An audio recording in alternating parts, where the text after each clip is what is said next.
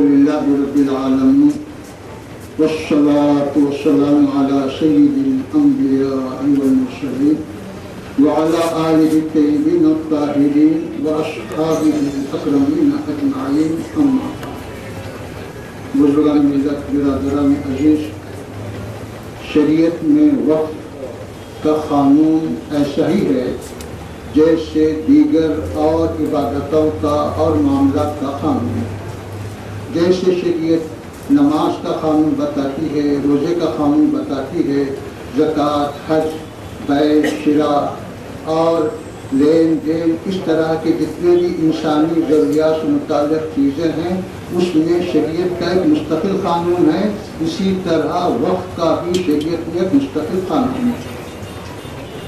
وقف کا مطلب یہ ہے کہ ایک آدمی اپنی ذاتی جائیداد کو ایک نیک مقصد کے لیے خاص کرتے اور وہ جائیداد ہمیشہ جب تک کہ دنیا رہے گی وہ جائیداد باقی رہے گی اسی مقصد کے لیے.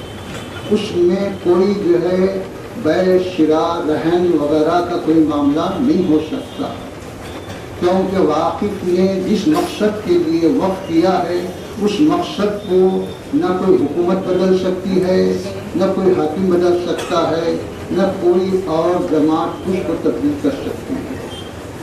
وقف کرنے والے نے جو مقصد متعین کیا جس کو منشأ واقف کہتے ہیں وہ بالکل ناقابل تبدیلی ہے شریعت کے لیے. اب اس کے لیے جو ہے جو جائیداد وقف کی جاتی ہے اس کے انتظام کے لیے واقف کے خاندان ہی کے لوگوں سے متولی مقرر کیا جاتا ہے. تو متولی مقرر کرنے کا پہلا حق واقف کو ہے اور اس کے اہل خاندان کو تولیت کا حق پہنچتا ہے. اور اسی طرح میرے بزرگ اور دوستو، متولی جو ہے اپنے آباء و اجداد کے موقوفہ جائیدادوں کی حفاظت اور اس کے انتظام و انصرام اور اس کے منشے کی تکمیل کا ذمہ دار ہوتا ہے. متولی کسی حاکم کا ماتحت نہیں ہوتا. یہ نہیں کہا جا سکتا کہ ہم جس کو چاہے متولی مقرر کریں، ہم جس کو چاہے نہ کریں. یہ کوئی سرکاری ملازمت نہیں ہے یا کوئی خانگی ملازمت نہیں ہے کہ ہم جس کو چاہے رکھیں جس کو چاہے نکال دیں. یہ تصور غلط ہے، خلاف شریعت. متولی مقرر کرنے کا حق صرف واقف کو ہے. اگر واقف کی جانب سے کوئی ایسا نمایاں پہلو نہ آئے اور ایسی کوئی واضح ہدایت نہ آئے تو پھر حاکم کو پہنچتا ہے. مگر حاکم کو پہلے درجے میں متولی مقرر کرنے کا حق نہیں ہے. حاکم بھی پابند ہے واقف کے منشے پر، وہ آزاد نہیں. کوئی نہیں وقف کر دیا ہم جیسا چاہے استعمال. عام طور پر یہ جو ذہن میں ہے کہ وقف کا مطلب جو ہے مسلمانوں کی فلاح و بہبود کے کام انجام دینا، یہ بالکل غلط تصور ہے. کیونکہ اسلام میں نیک کام کسی نوعیت کا ہو اس کے لیے وقف کیا جا سکتا ہے. جیسے کوئی جائیداد مسجد کے لیے وقف ہے تو مسجد کے لیے وقف شدہ جائیداد کو اس محلے کے غریب بچوں کی شادی کے لیے استعمال نہیں کر سکتے. نیک کام ہے ضرور، لیکن اس نیک کام کا مقصد یہ نہیں کہ مسجد کی جائیداد کو جو ہے ہم کسی غریب بچی کی شادی بیچتے ہیں. اب عام ذہن یہ کہ سب غریب بچوں کی شادی بہت اہم ہے تو اپنی جیب سے لگاؤ، اپنی ذاتی جائیداد سے لگاؤ. دوسرے کی جائیداد سے تم اپنے منشے کا کاریہ خیر نہیں کر سکتے. تم کو کاریہ خیر کرنا ہے تو اپنی جیب سے خرچ کرو اور کاریہ خیر کرو. اسی طرح شریعت یہاں تک پابند کرتی ہے کہ اگر ایک مسجد کے لیے وقف ہے تو اس مسجد کا وقف دوسری مسجد کے لیے بھی استعمال نہیں ہو سکتا. اگرچہ کہ دونوں بھی مسجد ہیں، یہ بھی مسجد ہے یہ بھی مسجد ہے، یہ بھی خدا کا گھر ہے یہ بھی خدا کا گھر ہے، لیکن اس کا واقف الگ ہے اس کا واقف الگ ہے. تو اس لیے اس کے اوقاف اس کے انتظامات نہیں کیے جا سکتے. یہ شریعت کا حکم ہے. تو اسی طرح میرے بزرگ اور دوستو، یہ شریعت نے جو ہے وقف کا قانون جو مقرر کیا ہے اور متولی کے فرائض مقرر کیے، اس کے مقرر کرنے کا طریقہ بتلایا ہے اور اس کے تمام تفصیلات شریعت میں موجود ہیں. لیکن افسوس اس بات کا ہے کہ جب کبھی وقف ایکٹ بنتا ہے تو شریعت کے قانون کو پورے طور پر ملحوظ نہیں رکھا جاتا، بلکہ اس میں سیاسی لوگ اپنے خیال اور منشے کا دخل شامل کرتے ہیں اور اپنے منشے کی بعض چیزوں کو اس میں شامل کر دیتے ہیں۔ آخری نتیجہ یہ نکلتا ہے کہ اس کو مسلمانوں کی فلاح بہبود کے لیے اس عام اخبارات میں پڑھا جاتا ہے۔ یہ بالکل غلط ہے۔ تو اس وجہ سے بعض جگہ قانون شریعت اور وقف ایکٹ میں تصادم بھی نظر آتا ہے۔ اسی طرح میرے بزرگ اور دوستو، یہ بات بالکل پکی عیاں اور ناقابل تردید ہے کہ متولی پابند ہے اوقافی جائیداد کی نگرانی کا، اس میں کوئی شک نہیں، اس میں کوئی حرف نہیں نکالا جا سکتا، لیکن ہر چیز کو وقف قرار دینا یہ صحیح نہیں۔ وقف کے جو طریقے ہیں، جو اصول ہیں، جیسے کسی درگاہ میں سجادے کی نظر کے لیے اگر کوئی گولک رکھا گیا اور آنے والا عقیدت مند اس گولک میں اپنا نذرانہ پیش کر رہا ہے تو وہ وقف نہیں کر رہا، کیوں کہ یہ جو ہے وقف کی تعریف میں اس لیے نہیں آتا کہ شخصی طور پر نذرانہ دے رہا، شخصی طور پر تحفہ دے رہا، اس کو وقف کی تعریف میں نہیں لیا جا سکتا۔ اسی طرح اور بہت ساری چیزیں ہیں۔ میں نے آج سے 23 سال پہلے یہ بات بتلائی تھی کہ اس وقت وقف بورڈ کی اکثر آمدنی ناجائز ہے، اکثر آمدنی وقف بورڈ کی ناجائز ہے، کیونکہ یہ درگاہوں کے حراج کی آمدنی ہے کہ فلاں درگاہ کے اتنے چمڑے حراج، اس کا غلہ حراج، اس کا فلاں حراج، یہ فلاں حراج، یہ حراج کرنے کا اختیار وقف بورڈ کو کس نے دیا؟ کون سی شریعت میں ہے کہ بھائی جب آدمی اپنی عقیدت سے لا کے جانور ذبح کر رہا ہے تو وہ اس کا مالک وہ ہے، نہ کہ وقف بورڈ کہ اس کے سرے پائے کا مالک، اس چمڑے کا مالک، اس کے غلے کا مالک وقف بورڈ نہیں ہو سکتا۔ یہ اس کا اختیار ہے۔ فاتحہ دینے کے واسطے مجبور کیا جائے کہ 100 روپے دو اور اس کو وقف بورڈ میں شامل کرو، یہ سارے کے سارے جو ہے ناجائز عملیات ہیں۔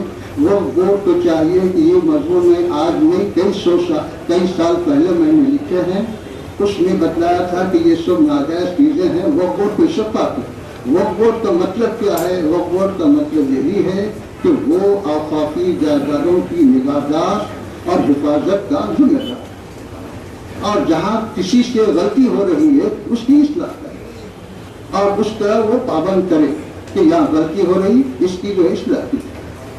تو اس طرح سے وقف بورڈ کے موجودہ جو اقدامات ہیں یا جو بھی ہیں، یہ دائرے شریعت کے لحاظ سے دیکھا جائے تو اب یوں کہا جائے کہ جیسا فارسی مقولہ ہے، پنبا کجا نہن بدن ہما داغ داغ، یعنی پورا جسم جو ہے زخمی ہے تو اب کس جگہ آپ روئی رکھیں گے؟ ایک جگہ روئی رکھیں گے، دو جگہ روئی رکھیں گے۔ تو اس طرح سے جو ہے اصلاح حریت کا مقصد ہے، اصلاح سے کوئی انکار نہیں کرتا، لیکن اصلاح کا جو طریقہ ہے اس کو اختیار، اصلاح کے نام سے فساد پیدا کرنا یہ اصلاح کا طریقہ نہیں ہو سکتا۔ اس لیے ہم یہی مطالبہ کرتے ہیں کہ آپ اصلاح کا ایک پروگرام بنائیے، ہم سب کو اس میں ساتھ لیجیے، ہم سب آپ کے ساتھ ہیں انشاءاللہ۔ اس وقف بورڈ کی نہیں اور دیگر چیزوں کی ہم اصلاح کے لیے تیار ہیں۔ خدا حافظ۔ پیچھے بھی کیا کارستانی ہے نہیں معلوم، ہم بھی یہ سوچے کہ بھائی الیکشن ہے اور الیکشن کے رولز کے لحاظ سے کچھ ہم کو خاموش بیٹھنا چاہیے، لہذا ہم خاموش بیٹھے۔ اب تک ہم کو گورنر کے پاس سے اپائنٹمنٹ لیٹر کا جواب نہیں آیا کہ آپ لوگ آ سکتے ہیں۔ ہم گورنر آندھرا پردیش سے مطالبہ کر رہے ہیں کہ اس سلسلے میں آپ فوری جو ہے جو ایکشن لینا ہے وہ دیجیے۔ جو غلطی کیا غلطی قانون نہیں بدلتا، غلطی بدل سکتی، اصلاح ہو سکتی ہے کہ ہم نے الیکشن آفیسر کے پاس نمائندگی کی اور الیکشن سے پہلے انہوں نے کہا کہ ہم اس پہ ایکشن لیں گے، جب انہوں نے یہ تیقن دیا تو ہم خاموش بیٹھے۔ میں تو پوچھ رہا ہوں، اس سے پہلے جو کام ہوا جو دوسرے آفیسرز آئے تھے ان لوگ بالکل دے آر ایبسلیوٹلی رائٹ، ان لوگ سے کوئی غلطی نہیں ہوا، We are not giving any clean sheet to any particular. फिर आप लोग जब प्रेस मीट नहीं रखे, जब जी सुनिएगा, हम आज से तकरीबन 1 साल पहले और काफी जायदादों के ताल्लुक से एक वक्फ कन्वेंशन रखे थे। उसमें हमारा एक अहम मुतालबा जो मंजूर कर दिया गया कि वक्फ बोर्ड की तारीख में पहली दफा चेयरमैन वक्फ बोर्ड का एक सुन्नी आकर बैठा सज्जादा नशीन। हमारा मुतालबा जो है वो कबूल हो गया और उसके बाद जो काम हो रहा था। अब बात पे जो है हम ऐसी चीजों के लिए मैदान में नहीं आते, उस वक्त आते जबकि मंशाए वक्त के खिलाफ कोई काम हो और जो है हद से ज्यादा पानी सर से ऊंचा हो जाए। इतने वक्त प्रॉपर्टीज इतने देखिए, आपको मालूम होगा कि हर वक्त हमने जो है प्रोटेस्ट किया है। सर अहमद साहब, अभी आप इतने दफाओं के नामा गिना है कि यहाँ पे ये प्रॉब्लम है, यहाँ पे कोर्ट पे केसेस चले, तो क्या आपको लगता है कि वहाँ पे कुछ धांधलियाँ और जो इन्हों सस्पेंड करे वहाँ पे नहीं हुए? जो चीज एक्शन जो ऑलरेडी कंक्लूड हो चुका, हाई कोर्ट डायरेक्शन आ गया, सुप्रीम कोर्ट डायरेक्शन आ गया, he is not taking any action on those things. इससे पहले जो बोर्ड था, क्या वो बोर्ड पे कोई मेंबर इसके खिलाफ एक्शन नहीं लिया कि इतने चीजों के बारे में, यहाँ जमीन है वहाँ जमीन है? We are not the spokesperson for the Waqf board. We are raising our concern as सजादा नशीन। नहीं, आप फिर वक्फ बोर्ड के इल्म में क्यों नहीं ले पाता आपकी कि आप क्यों ला रहे हैं मीडिया के सामने कि यहाँ ये दरगाह में धांधलियाँ कर रहे हैं, वो कोर्ट में केस चला, वो कोर्ट में केस चला?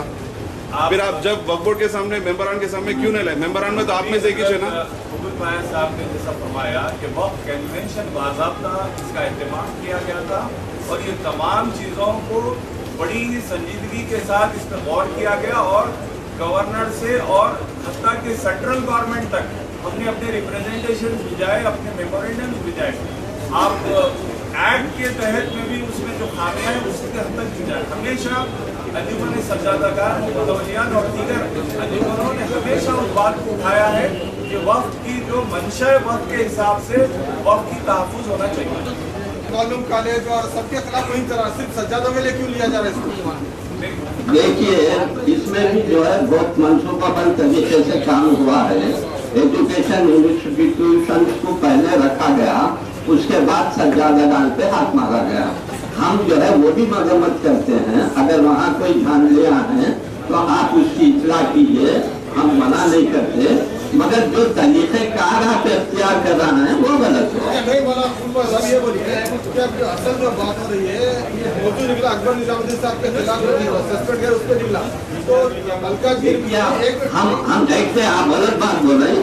मैं आपसे पहले शुरू में ये अर्ज किया कि यहाँ पर जितने सज्जादागान को निशाना बनाया गया, मजबूरी तौर पर हम उनके लिए जो है कहना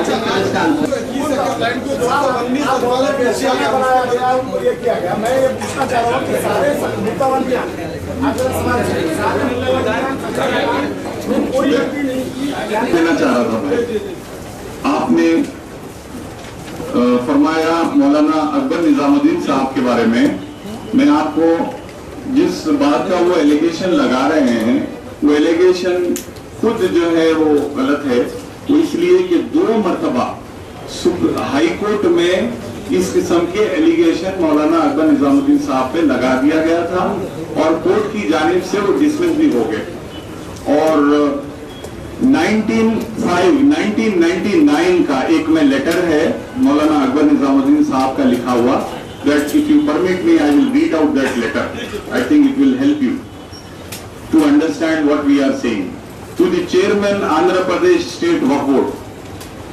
Sir, with reference to the above, he has given reference of the Waqf Hyderabad City, Dargah Hazrat Shah Khamus Rahmatullah Alayh Nampally, confirming regarding the rest of the land as intact and free of encroachment. This was subject in the House Committee also, this was raised. So this is in accordance with that. Actually, he wrote a letter. With reference to the above, I am to submit that your auditor inspector have surveyed the property belong to. Actually, this portion is not related to the land which you are talking about. This is to some houses near to Dargah Sharif. I read out the actual of that particular survey number. Regarding to the 6 maftas shown in the House Committee report dated 10/1/1997, it is to submit that the maqta shown at serial number 1 to 3 are service inam lands, Mashrutul Khidmat, but there is no maqta by name Maqta Hasan Beg belonging to this dargah as shown at serial number 4. The maqta known as the Mangalwani Kunta Maqta, situated at Ibrahim Patnam Taluka, is Madad Mash, unconditional grant. ये बोलिए उससे हमको सवाल का जवाब दे दिया गया कि हम ये पूछना चाहते हैं कि आप लोगों ने जिस तरीके से फौरन एक्शन लिया है 2-21 दिन के अंदर, जुमा के दिन अकबर निजामुद्दीन साहब के साथ हुआ, तो उसके बाद फौरन Sir, please let me complete. नहीं, हमारा सवाल आप सुन लीजिए। Just please, आपने एक सवाल पूछा है, मुझे उसका उत्तर लगाए हैं मौलाना अकबर निजामुद्दीन साहब पे, इसीलिए आप लोग ये प्रश्न कर गए। ये आप फरमा रहे हैं ना?